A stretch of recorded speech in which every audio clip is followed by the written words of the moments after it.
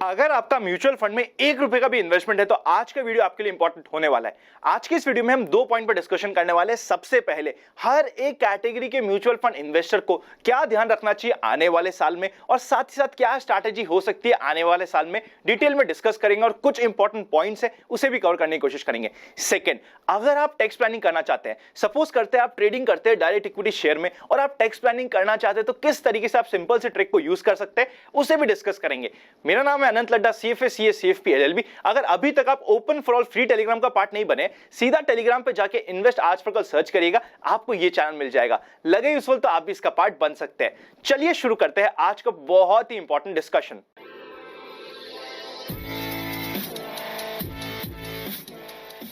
सबसे पहले हर एक कैटेगरी के म्यूचुअल फंड इन्वेस्टर्स को डिस्कस करना शुरू करते हैं। सबसे पहले टाइप ऑफ इन्वेस्टर्स की बात करते हैं जो एकदम आइडियल इन्वेस्टर होते हैं। क्या हर एक इन्वेस्टर इतना आइडियल हो सकता है? बिल्कुल नहीं। हमें हमारे नेचर के अकॉर्डिंग थोड़े सर्कमस्टेंसेस चेंज करने जरूरी हो सकते हैं। सबसे पहले बिल्कुल आइडियल सिचुएशन की बात करते हैं। एक ऐसा इन्वेस्टर जिसका टाइम होराइजन 5 साल, 10 साल, 15 साल, 20 साल होने वाला है। उन्होंने प्रॉपर्ली अपने गोल से अपने इन्वेस्टमेंट्स को मैप कर रखा है, एसेट एलोकेशन प्रॉपर्ली फॉलो कर रखा है, और अगर मार्केट में कभी 30% का भी करेक्शन आ जाए तो उन्हें कोई फर्क नहीं पड़ता, बट उस करेक्शन को वो एज एन अपॉर्चुनिटी यूज करते हैं। अगर आप इस टाइप के इन्वेस्टर है, आपको अपने गोल के ऊपर बने रहना चाहिए। जिस तरीके से आपकी इक्विटी SIP चल रही है आपको कंटिन्यू करना चाहिए। आपको बिल्कुल भी, चाहे वो इक्विटी हो चाहे डेट हो, रिडम्पशन नहीं करना चाहिए। इक्विटी और डेट का प्रॉपर एलोकेशन मेंटेन करते हुए आपको अपनी जर्नी बड़े आराम से पूरी हो जाएगी। आपको बस अपने विश्वास पे विश्वास रखना है।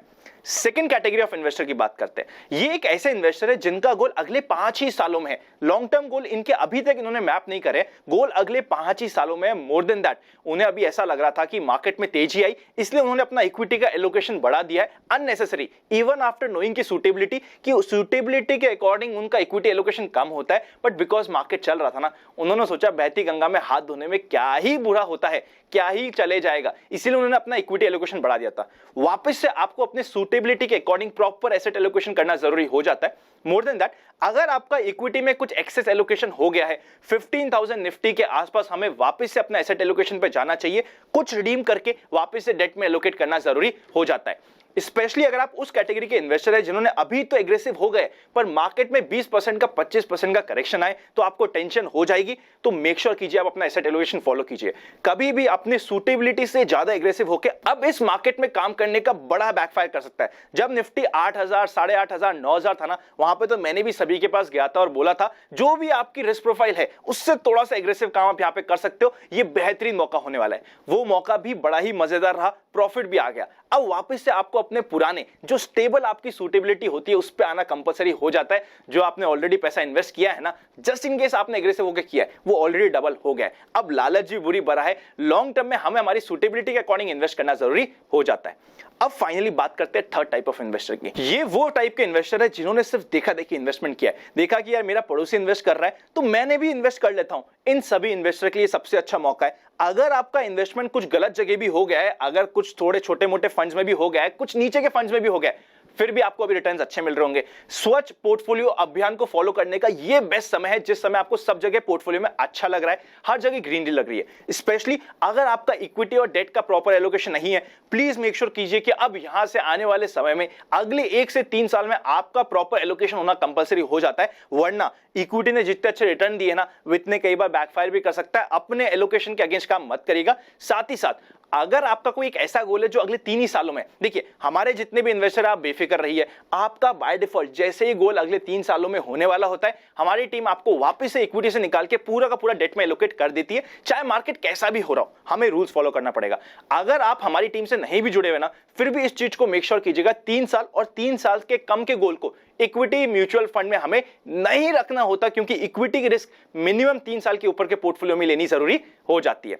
फाइनली फोर्थ टाइप के इन्वेस्टर, एक ऐसे इन्वेस्टर जिन्होंने जब 7500 के आसपास निफ्टी आया था ना, उन्हें यह विश्वास हो रहा था कि यार मेरा ही फंड अंडर परफॉर्म कर रहा है या मेरा ही फंड सबसे ज्यादा पिट रहा है। उन सभी इन्वेस्टर को वापस अपने पोर्टफोलियो को रिविजिट करना चाहिए। अब वापस से उनका पोर्टफोलियो बाउंस कर गया है, मेक श्योर कीजिए कभी भी करेक्शन आ जाए। देखिए क्या होता है, जब मार्केट बढ़ रहा होता है ना, हम सभी खुश होते हैं। आज मेरे भी सारे इन्वेस्टर बोलते हैं अनंत जब से आपके साथ इन्वेस्टमेंट स्टार्ट किया है ना, मजा ही मजा आ रहा है, स्पेशली नए इन्वेस्टर। देखिए दो कैटेगरी ऑफ इन्वेस्टर है। पहले इन्वेस्टर जो हमारे साथ 5 साल 10 साल 15 साल 20 साल से जुड़े हुए, उन्हें हमारे प्रोसेस पे विश्वास है।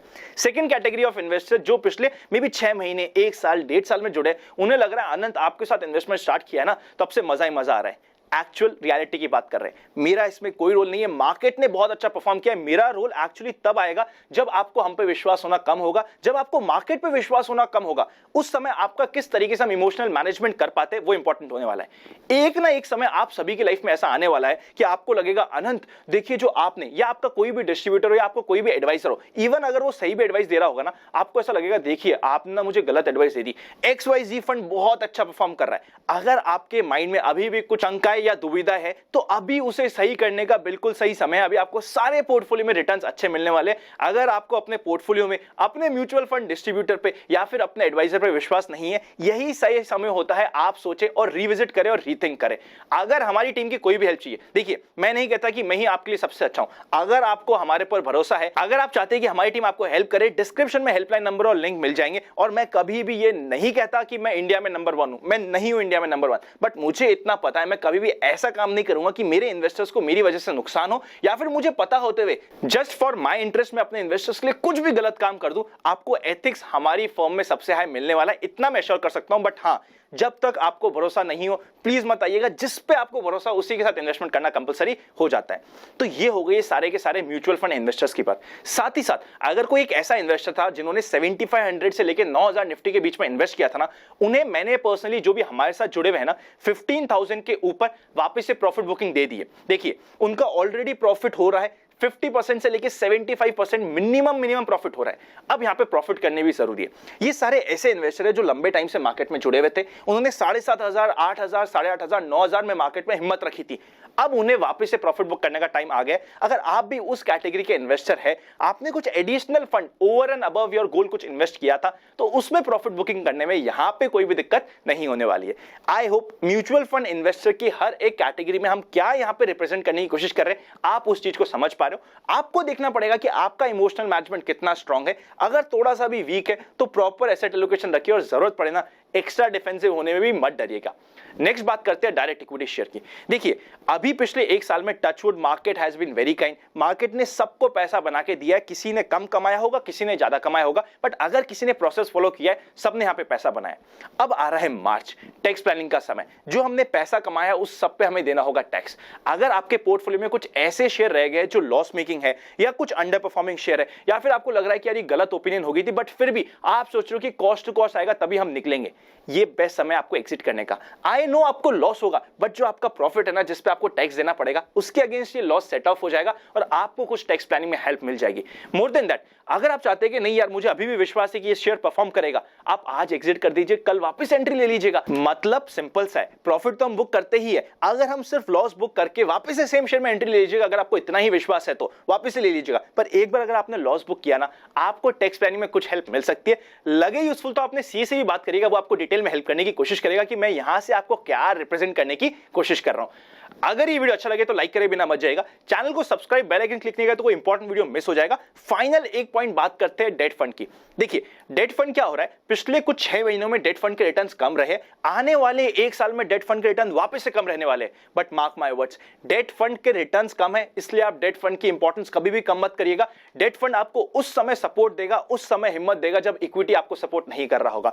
अगर आपके पोर्टफोलियो में सफिशिएंट डेट होगा, इक्विटी मार्केट में कभी बड़ी अपॉर्चुनिटी आई ना, जैसे कि मार्च 2020 में आई थी, उस समय आपको हिम्मत आपका डेट का पोर्टफोलियो देने वाला है। मुझे भी पता है अगले 1 साल में आपको डेट में रिटर्न्स कम आ रहे हैं, फिर भी मैं अपने सभी इन्वेस्टर का डेट में एलोकेशन रख रहा हूं। हिम्मत हमें डेट से ही मिलती है, क्योंकि डेट के पोर्टफोलियो हमें कॉन्फिडेंस रहता है। मेक श्योर कीजिएगा 6 महीने 1 साल 1.5 साल के लो रिटर्न के चक्कर में कभी भी डेट को अंडर इंपॉर्टेंस मत दीजिएगा। और इस समय ना कभी भी ड्यूरेशन फंड को यूज करने का ये समय नहीं है। एक ऐसा फंड जिसने आगे पैसा अगले 2 साल 3 साल 4 साल 5 साल के लिए दे रखा हो, उस टाइप के फंड को यहां पे यूज करने का बिल्कुल यूज नहीं होता। इस समय हमें यूज करना होता है pure accrual based debt fund, जिन्होंने आगे पैसा में भी 6 महीने से लेके मैक्स टू मैक्स 2 साल तक दे रखा हो। इस पॉइंट का ध्यान रखिएगा।